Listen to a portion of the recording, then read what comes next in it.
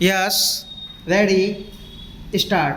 I strayed into politics by an accident, but I have been a lifelong student of politics and I have always believed that politics is a purposeful instrument of social, political, and economic change. Politics which departs from that path and becomes a servant of narrow parochial silly things, loses its wider societal role. We are today debating a great national tragedy, a great human tragedy. This is not an issue which should divide this house.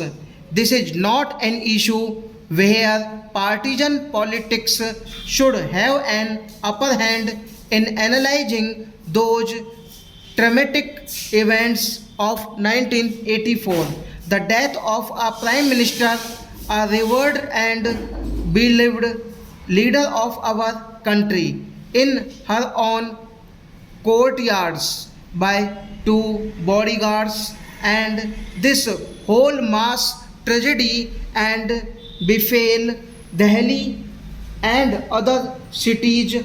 Our collective effort has to be to find pathways where we ensure that such tragedies, whether in Delhi or Gujarat, never again take place in our country. Therefore, I am not standing before this house to score any partisan points. What happened in 1984 was a grim national tragedy and it brought us all to shame. Both the assassination of Srimati Indira Gandhi and subsequent events leading to anti-Sikh riots and all those ghastly happenings should have never happened. They are ballots on our national conscience.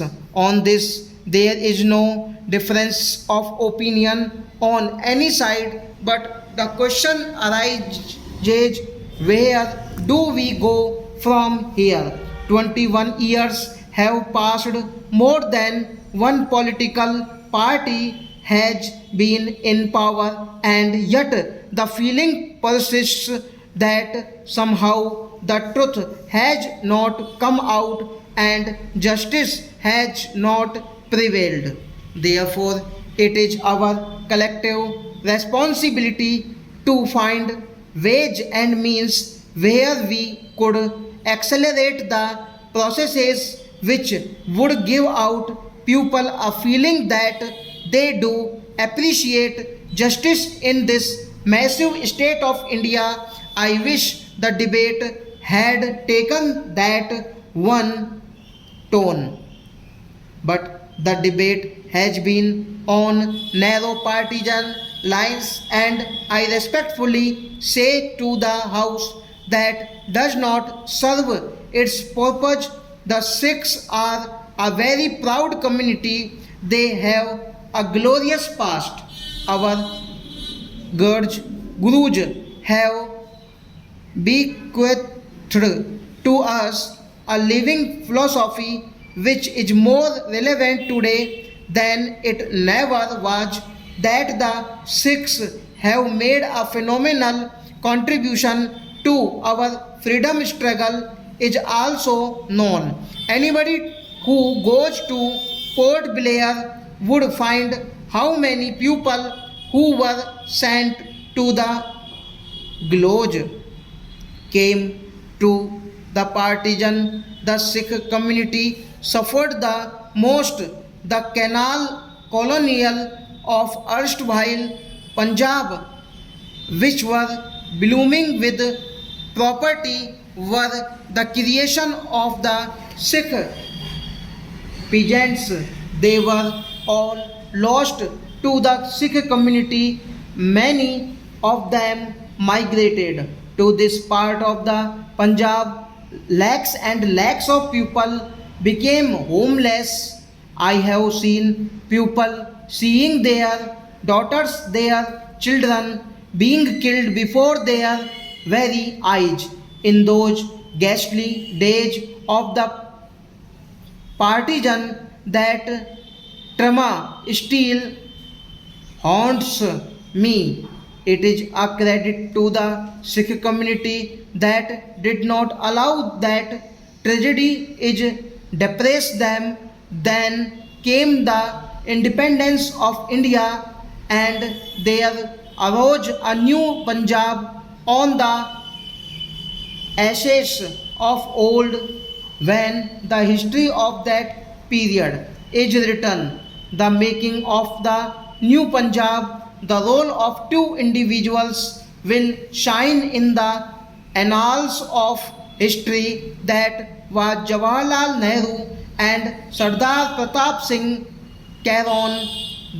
What Punjab is today is largely the creation of these two great men of our country. I do not want to secure debating points against my friends in the Akali Dal, and I say to them with all respect, while they were all agitating to divide Punjab, the Punjab government, inspired by Jawaharlal Nehru and with people like Sardar Pratap Singh Caron at their help, wrote a glorious chapter in the history of Punjab. The Green Revolution is the creation of Pandit Jawaharlal Nehru, late Shrimati Indira Gandhi, and Sardar Pratap Singh Caron is in Punjab. If we are trying to derive a gap between the Sikh community and the Congress party, we must never forget that fact. Then came the events of 1980s. Who is to be blamed and who is not to be blamed?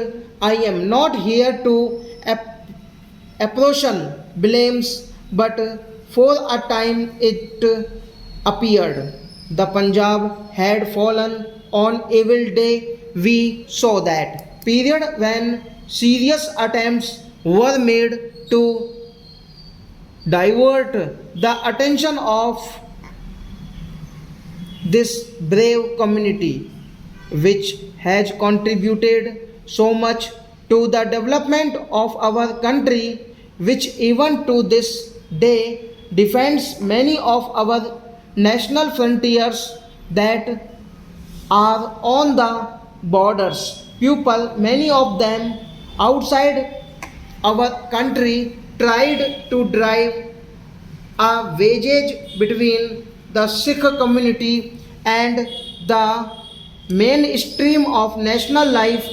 The terrorist elements, aided and abetted by forces from abroad, sought to disrupt our unity, our polity, our society, and whatever we say or do in this house or outside. I think it would be a sign against our nationhood if we try to sow the seeds of discontent among the youths of Punjab.